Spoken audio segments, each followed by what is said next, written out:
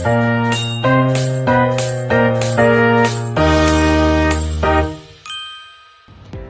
semua, selamat pagi, siang, sore, dan malam.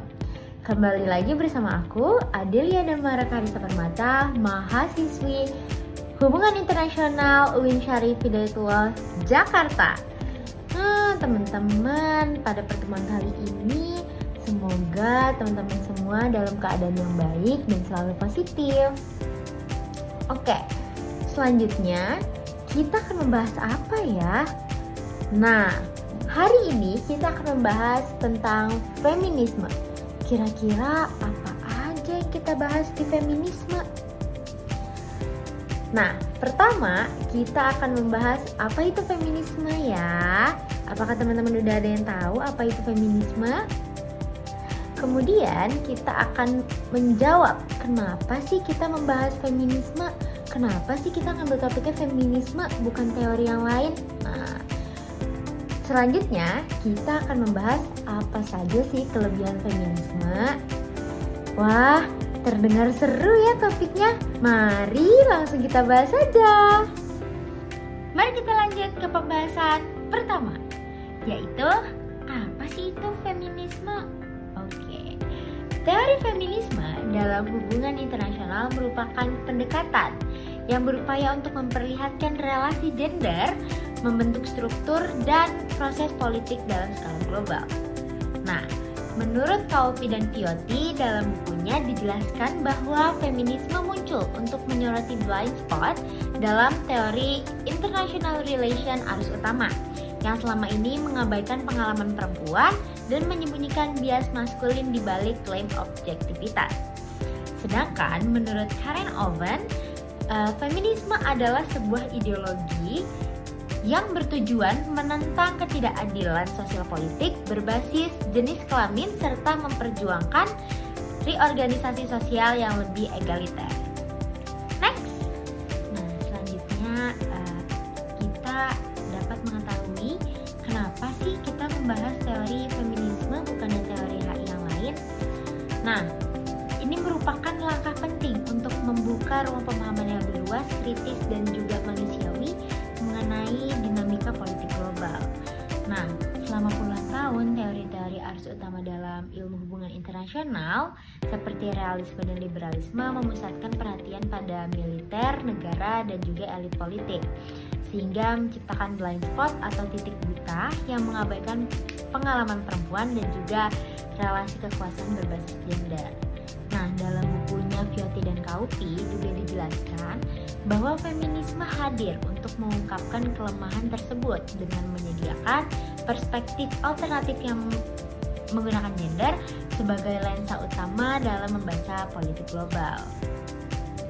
Selain itu, pendekatan feminisme juga dianggap penting karena memperluas konsep keamanan yang selama ini hanya berfokus pada militer dan juga negara dan bisa bergeser kepada manusia sebagai prioritas, termasuk isu-isu seperti kekerasan berbasis gender, eksploitasi ekonomi, dan kerentanan sosial yang dihadapi perempuan dalam konteks global. Perspektif ini membuat teori feminisme lebih relevan dalam menjawab tantangan kontemporer yang berdampak langsung pada kelompok yang rentan atau kelompok yang dianggap lebih rentan. Nah, secara historis feminisme juga memiliki kedalaman intelektual yang kuat.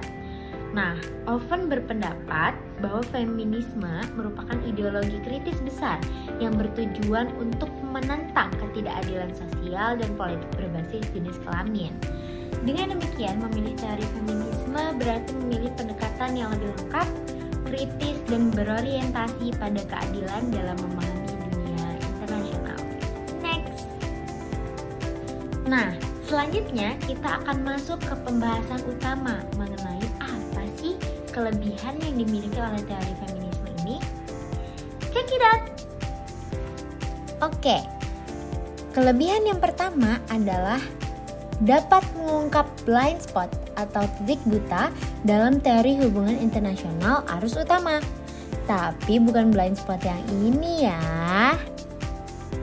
Dengan adanya teori feminisme, memperbaiki bias maskulin yang tak disadari dalam teori international relation, sehingga analisis politik global menjadi lebih lengkap dan tidak sempit.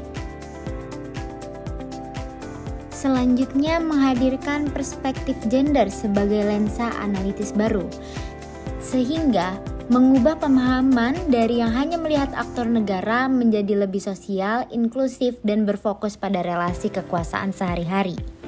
Memperluas konsep keamanan atau security ke arah human security, di mana analisis keamanan menjadi lebih humanis, bukan sekedar soal perang atau kekuatan militer.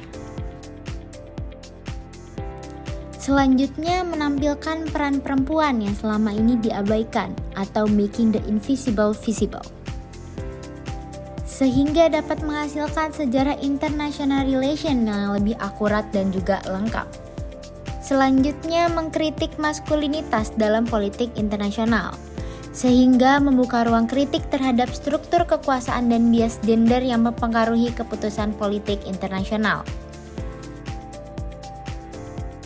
Yang terakhir adalah mendorong emansipasi dan tujuan normatif pembebasan. Teori ini tidak hanya menjelaskan dunia, tetapi juga ingin memperbaiki dan mengubahnya.